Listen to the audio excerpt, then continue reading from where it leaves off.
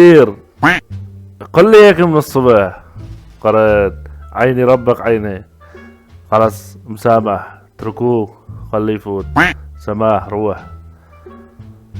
قبرني ربك انت وعلي يديك. تفضل هاي صورته. شوفوها انتو كمان.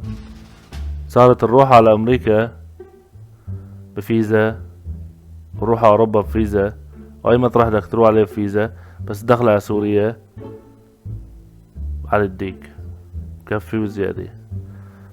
سعد صباحكم ومساكم بأي وقت كنتوا عم بتتابعوني. جايب لكم ترند من الآخر، بس هالترند هالمرة نار وشرار وبنفس الوقت في عليه غبار.